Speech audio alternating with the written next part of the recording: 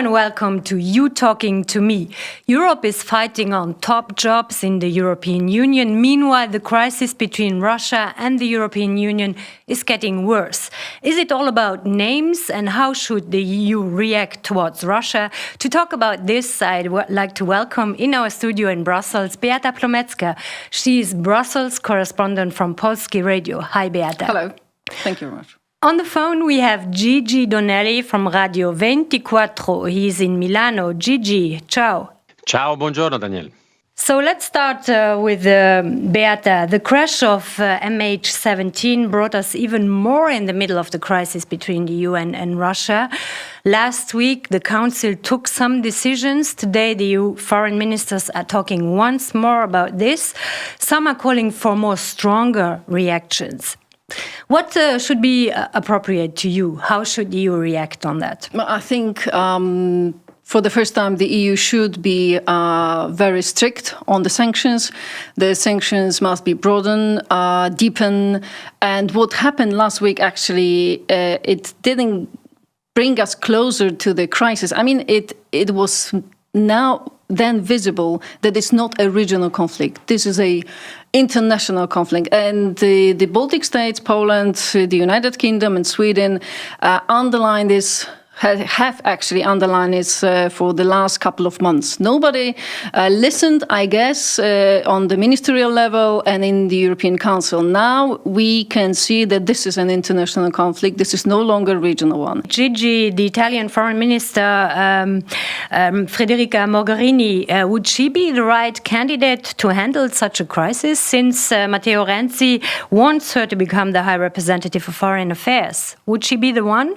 I guess that nobody would be at this moment the right candidate. And what I mean is that these dramatic events of the MH17s underline once again how weak is, or let's say even non-existent, a common foreign policy for European Union. We have been known that for years that this is probably the most weak of all the points. And I would like to underline, it is very interesting for me to hear how our fellow colleague from Eastern Europe, of course, he has a sensitivity to this subject, which is absolutely different from what happened here in the South. Let me explain. I mean, of course, now people is shocked because he's involved, because now they say, okay, that could have been me going to Kuala Lumpur, to Bali. That could have been any one of us. But until that moment, public opinion attention of what is happening in Ukraine was very low, because sensitivity was under, or let's say, more focus on other subjects like immigration, like other. So what I think is, once again, we realize that we really should grow and build a political position. And of course, so you asked me about Federica Mogherini. Federica Mogherini, of course, is the candidate, the Italian candidate, has been much criticized even inside. And this debate over the possibility that she will become the next responsible for European policy, it's very much an internal subject now. The capacity of Matteo Renzi to impose his decision. The sensation is that is going to be a risky game, because, as we all know, the decision was already postponed, which is not exactly an excellent signal. Beata, the Eastern countries were mostly opposed to the candidacy of the Italian foreign minister. And they changed their mind.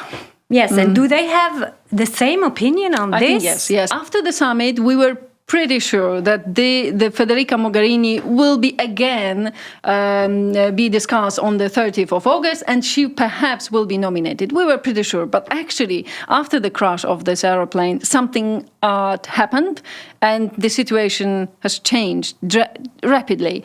And what I think, it will be difficult to convince member states that Federica Mogherini, bearing in mind her pro-Russian some statements, her first visit to Moscow, even though she said some strong words yesterday, it does not matter. It will hurt her, and it does not help her. The situation does not help her. What qualifications would be important for this High Representative? The problem is that this is up to the member states. I mean, the foreign policy is created and it's incorporated, it's implemented in Berlin, in Paris, perhaps in London, but it's not done in Brussels. So everyone will have these problems. Of course, with this problem. Of course, it also it's something to do with the personality as well. I mean, having Catherine Ashton, Federica Mogherini, I don't know. I only know some reports that she's not best candidate for this job.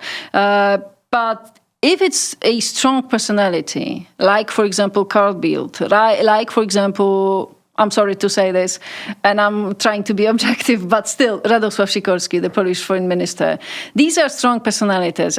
Or one can even say Helle Thorning-Schmidt, the president.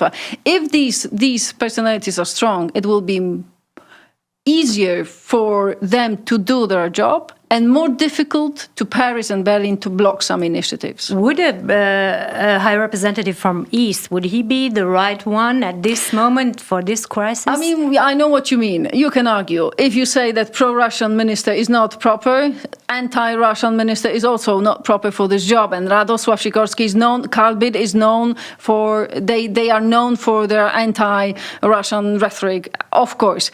But I think it's up to the personality. It's not, even though you cannot blame them for their anti-Russian rhetoric. I mean, if you listen to them, it's not that strong. I mean, they are trying. Of course, I think they have more a real assessment because of sensitivity. They had to do. It's easy for them to assess the situation. I'm sorry to say this properly. Okay. Gigi, you mentioned it already. The High Representative was not a very strong position, and President-elect of the Commission, Jean-Claude Juncker, gives a job description in his agenda of this High Representative, and he says that it should be more effective than in the past. What do you think? Would the member states really give more power to this High Representative? How realistic is that? I think that we are joking with words because, I mean, and I agree. I mean, there are major political figure with experience and relation capacity and so on. So, I mean, from my point of view, Mogherini is not the issue. The issue is that the governments are not ready already still to give power to a common foreign policy because we don't have, from an Italian point of view, the fact that Mogherini was accused to be pro-Russian was quite surprising. We say, oh, really? Is she pro-Russian? Because we never realized that. But I mean, I understand that words in different parts of Europe have very much different weight, which is absolutely normal because of our story and because of our relation. Okay, one last question to Gigi. Basically, we can say that now we have the leading candidates, but the process does not necessarily lead to more democracy, as it seems to postpone the problem to the other jobs to be distributed by the council afterwards. What do you think? Yes, let's say this democracy gain that actually we did gain from the last election is getting to weaken. We are losing on the way. So I think we should be reasonable. We had a step forward, still very much to go. Okay, one step after the other. We will do more steps after the summer break. Thank you very much, Beata, for coming. Thank you, Gigi, for joining us. Thank you all, and see you soon on You Talking to Me.